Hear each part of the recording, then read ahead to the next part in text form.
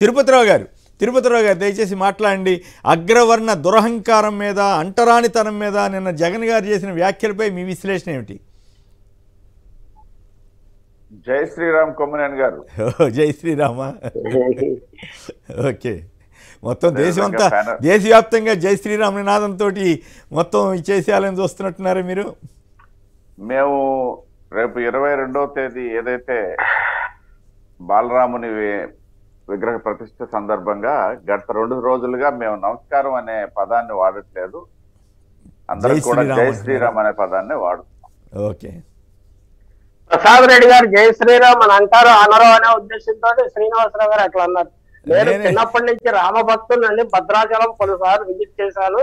నేను రామాయణం అనేక వైవిధ్యభరితమైన రామాయణాలు చదువుకున్నాము.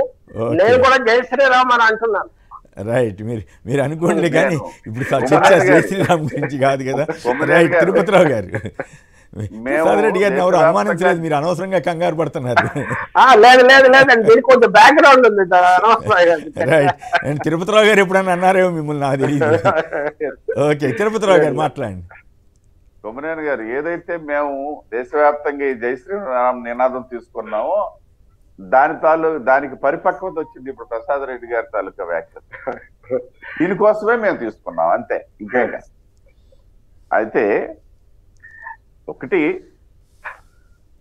ఇప్పుడు రాష్ట్ర ప్రభుత్వము ఏ కార్యక్రమాలు చేసినా ప్రతిపక్షాలు విమర్శించవు అనుకొని చెయ్యదు, విమర్శిస్తాయి ప్రతిపక్షాలు. ఒకటోది, నాకు ఇవాళ ప్రసాద్ రెడ్డి గారి వ్యాఖ్యలు నచ్చింది ఏంటంటే వారు నిష్పక్షపాతంగా మీడియా గురించి చాలా స్పష్టంగా చెప్పారు. నేను చెప్పేది ఉత్తర దక్షిణ ధృవాలు అంటాను, మీకు అందరికీ తెలుసు. రెండింటి గురించి కూడా వారు చెప్పినట్టు నేను భావిస్తున్నాను. ఇవాళ మీడియాను ఫాలో అయ్యి ఏదైనా ఒకటి విశ్లేషణ వారి లాంటి వాళ్ళు చేయాలని అంటే సాధ్యపడే పని కాదు, అదర్ సోర్సెస్ మీద ఆధారపడి చేయాలి అన్నటువంటి భావం వారి మాటలు నాకు ఇష్టమైంది, నేను అంగీకరిస్తాను. ఎందుకని అంటే మీడియా తాలూకా మీకు మరొకసారి స్వాగతం చెప్తున్నాము, అభినందిస్తున్నాము. మీరు మళ్ళీ ఒక మోడరేటర్గా, నేను మోడరేటర్ అనే పదం మీకు వాడుతున్నాను, వాడడం కూడా యాంకర్ అని వాడుతున్నారు, కానీ మోడరేటర్ అనేది నేను మిమ్మల్ని ఉద్దేశించి మాత్రం వాడుతున్నాను. ఎందుకంటే అఫ్ కోర్స్ కొన్ని నిజాలు లేకపోతే కొన్ని మీరు ఉన్నటువంటి వేదిక ఆధారంగా ఏదన్నా ఉండేటప్పుడు కూడా మీరు అది మోడరేటర్ గానే వెళ్తారు. నేను ఎప్పుడు కూడా సాక్షి టీవీలో ప్రభుత్వాన్ని ఎప్పుడు పొగడలేదు, మీ సమక్షంలోనే సరే ప్రభుత్వాన్ని విమర్శిస్తాను. నేను ప్రతిపక్షంలో ఉన్నాను, అది నా బాధ్యత. ఒకవేళ నేను ప్రభుత్వాన్ని పొగిడితే ఈ ప్రజలు నన్ను క్షమించరు. ఎందుకని అంటే నేను ప్రతిపక్షంలో ఉండేటప్పుడు ప్రభుత్వాన్ని పొగిడితే నా ప్రతిపక్ష బాధ్యత అనేది నేను నిర్వర్తించిన వాడిని అవుతా.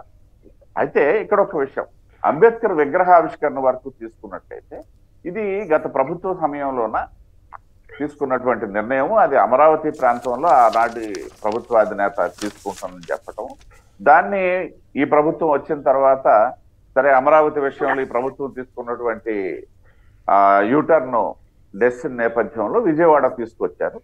సరే విజయవాడలో కూడా స్వరాజ్ మైదాన్ అనేసి అంటే అది అత్యంత ప్రాధాన్యత ఉన్నటువంటి స్థలము, అందులో విగ్రహం పెట్టడం ఏంటి అనేది కూడా కొంత చర్చ జరిగింది. సరే ఇవన్నీ పూర్తి అవుతుందా లేదా అన్నటువంటి మీమాంస కొంతనాలు రాజ్యమైనటువంటి సందర్భం. ఇవన్నీ నేపథ్యంలో మొత్తానికి పూర్తయింది. అంబేద్కర్ గారి పట్ల భారతీయ జనతా పార్టీకి కానీ లేదా మా మాతృ సంస్థకు కానీ ఉన్నటువంటి ఒక దృఢమైన బలమైనటువంటి అభిప్రాయము, వారి మీద ఉన్నటువంటి మాకున్నటువంటి భక్తిభావం ఏదైతే ఉందో ఆ నేపథ్యంలో ఇవాళ అంబేద్కర్ గారి విగ్రహం అది ప్రపంచంలోనే పెద్దదా చిన్నదా, సహజంగా ఏది చేసినా సరే ఇప్పుడు మేము కూడా స్టాట్యూ ఆఫ్ యూనిటీ, ఇది స్టాట్యూ ఆఫ్ సోషల్ జస్టిస్ అని పేరు పెట్టారు.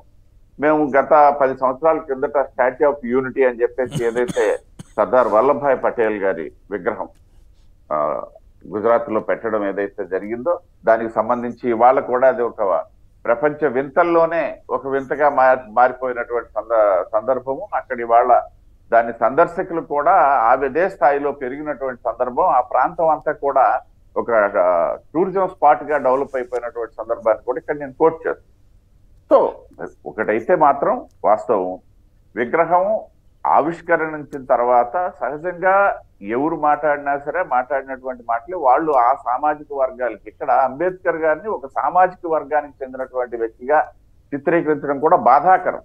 ఆయన ఒక సామాజిక వర్గానికి చెందినటువంటి వ్యక్తి కాదు, ఒక మేధావి వర్గానికి చెందినటువంటి వ్యక్తి ఈ దేశానికి వాళ్ళ నడుస్తుంది ప్రజాస్వామ్య పునాదుల మీద అనేసి అంటే ఆ ప్రజాస్వామ్య పునాదుల్లో సింహభాగం వారు నిర్మించినటువంటి పునాదులు అని చెప్పేసి చెప్పుకుంటున్నటువంటి వ్యక్తి అటువంటి ఒక మహనీయుని తీసుకొచ్చి మనం ఏదో పరిమితం చేస్తామంటే కూడా కరెక్ట్.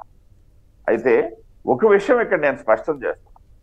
ఏదైతే విగ్రహానికి సంబంధించి అందులో అవినీతి జరిగింది అన్నటువంటి అంశం మీద మాత్రం ప్రభుత్వం సరైన వివరణ ఇచ్చుకోవాలి. ఎందుకనేసి అంటే ఎక్కడ ఏదైనా జరిగినట్లయితే దాన్ని ఖచ్చితంగా సమాధానం చెప్పుకోవాల్సినటువంటి బాధ్యత ప్రభుత్వం మీద ఉంటుంది. విమర్శించారు అంటే విమర్శించడం తప్పు కాదు, విమర్శని కూడా సద్విమర్శ చేయలేదు అనే దాని మీద తప్పు పట్టాల్సినటువంటి అంటే సరే ఆ పాయింట్ చెప్పారు, ఓకే, అది మాకేం అభ్యంతరం లేదు. ఇక్కడ పాయింట్ ఏంటంటే అంటరానితనాన్ని కొత్త రూపంలో తీసుకొచ్చారు చంద్రబాబు నాయుడు గారు, రామోజీరావు గారు లాంటి వాళ్ళు. ఈ స్కీముల్ని వ్యతిరేకించడం ద్వారా వాలంటీర్ల ద్వారా వృద్ధాప్య పెన్షన్లు ఇస్తానని కూడా వీళ్ళు వేడుస్తున్నారు, లేదా గ్రామ వార్డు సచివాలయాలను పెట్టడం ద్వారా పెడితే కూడా వీళ్ళంతా వేడుస్తున్నారు.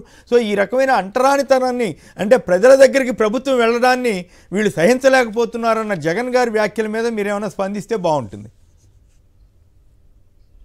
మంచిది కొమ్మనేని గారు. ఇప్పుడు నేను చెప్పేది జగన్ గారి వ్యాఖ్యల్ని వ్యతిరేకించడము అనే అంశం పక్కన పెడితే జగన్ గారి వ్యాఖ్యలు ఇవాళ ప్రభుత్వాలు చేస్తున్నటువంటి పనే ప్రజల వద్దకు వెళ్ళటం. ఇవాళ కేంద్ర ప్రభుత్వం ఉంది, మీరు గమనించినట్లయితే గతంలో ఎక్కడో కేంద్ర ప్రభుత్వం ఏం చేసేదో తెలియదు. ఇవాళ ఏం చేస్తుంది కేంద్ర ప్రభుత్వం, ఏం చేస్తుందో ప్రతి గ్రామానికి ఒక ప్రచార వాహనాన్ని పంపించి ఆ గ్రామంలో ఉన్నటువంటి ఇర్రెస్పెక్టివ్ ఆఫ్ పార్టీ సంబంధం లేకుండా ఆ గ్రామంలో ఉన్నటువంటి ప్రజాప్రతినిధుల్ని అక్కడికి ఆహ్వానించి వారి ఆధ్వర్యంలోనే రాష్ట్ర ప్రభుత్వం తాలూకా అధికారులు ఆధ్వర్యంలోనే ఇవాళ ప్రధానమంత్రి నరేంద్ర మోడీ గారి తాలూకా విజయాలని ఇవాళ మేము ప్రచారం చేస్తున్నాం. గడిచిన 35 రోజులుగా రేపు 26వ తేదీ వరకు కూడా దేశవ్యాప్తంగా ఉన్నటువంటి అన్ని గ్రామాలను కూడా ఓకే తిరుపతిరావు గారు నాకు అర్థమైంది, మీ బాధ నాకు అర్థమైంది. నేను అడుగుతున్నది స్ట్రైట్ గా చంద్రబాబు నాయుడు గారు, రామోజీరావు గారు లాంటి వాళ్ళు అగ్రవర్ణ దురహంకారంతో, పెత్తందారి మనస్తత్వంతో ఇప్పటికీ అంటరానితనాన్ని పాటిస్తున్నారు, ప్రజల పట్ల వివక్ష చూపుతున్నారు, పేద ప్రజలకు అన్యాయం చేస్తున్నారు అన్న దాని మీద తప్ప మిగతాన్ని మాట్లాడుతున్నారు మీరు. లేదు, వస్తున్నాను నేను మీ పాయింట్కే వస్తున్నాను. అయితే ప్రభుత్వం అన్నాక తను చేసింది చెప్పుకోవడం తన బాధ్యత. ఇవాళ చంద్రబాబు నాయుడు గారు, ఇందాక ఎవరో కాలర్స్ కూడా చెప్పారు, చంద్రబాబు నాయుడు గారు అన్నంత మాత్రానే జగన్మోహన్ రెడ్డి గారు ఓడిపోతారా అని భావించినట్లయితే అది కూడా శుద్ధాబద్ధం. నేను ఆ పాయింట్కే వస్తున్నాను. చంద్రబాబు నాయుడు గారు చెప్పినంత మాత్రానే అన్ని జరిగిపోతాయి అనేసి అంటే గత సందర్భంలో మేమే ఓడిపోవలసింది కదా. కాబట్టి దాన్ని కూడా పరిగణలోకి తీసుకోవాల్సిన పని లేదు కొమ్మనేని గారు. నేను చెప్పేది అదే, ప్రభుత్వం ఏ ప్రభుత్వం అయినా, మేమైనా లేకపోతే రాష్ట్ర ప్రభుత్వం అయినా సరే తను చేస్తున్నటువంటి ప్రజలకు వివరించాల్సినటువంటి బాధ్యత ఉంది, లేకపోతే ప్రజలకు వివరించాల్సినటువంటి అవసరం కూడా ఉంది, వివరిస్తారు. దానికోసం అని చంద్రబాబు నాయుడు గారి వ్యాఖ్యలనే పట్టుకొని దానికే నాకు సమాధానం చెప్పని అంటే అవసరం ఏమీ లేదు. నేను అదే చెప్పా, గత ఎన్నికల సందర్భంగా చంద్రబాబు నాయుడు గారు నరేంద్ర మోడీ గారికి సరే వ్యక్తిగత దోషంలో వదిలేద్దాం, మొత్తం ఫెయిల్యూర్ అయిపోయామని చెప్పేసే కదా దేశంలో తిరిగారు. ఏమైంది? ప్రజలు విశ్వసించలేదు, మేము సరైనటువంటి తీరులో వెళ్ళాం కాబట్టి ప్రజలు మాకు మ్యాండేట్ ఇచ్చారు. అదేవిధంగా ఇవాళ జగన్మోహన్ రెడ్డి గారు సరైన తీరులో వెళ్తున్నారని చెప్పేసి ఇందాక చెప్పాను. అదే కాలర్ని కూడా నేను కోట్ చేయడానికి కారణం అదే. ఎవరో తెలుగుదేశం మీడియాకి సంబంధించి కూడా మాట్లాడారని డెఫినెట్ గా ఆ అభిప్రాయం ఉంటే ఆయనకి ప్రజామోదం వస్తుంది కదా. నేనేమి చంద్రబాబు నాయుడు గారు అన్న మాటలు సమర్థించడం నా పని కాదు కదా. ఇంకో విషయం, చంద్రబాబు నాయుడు గారు ఏం మాట్లాడినా సరే విమర్శించడమే నేను నా వరకు అయితే వ్యక్తిగతంగా కూడా.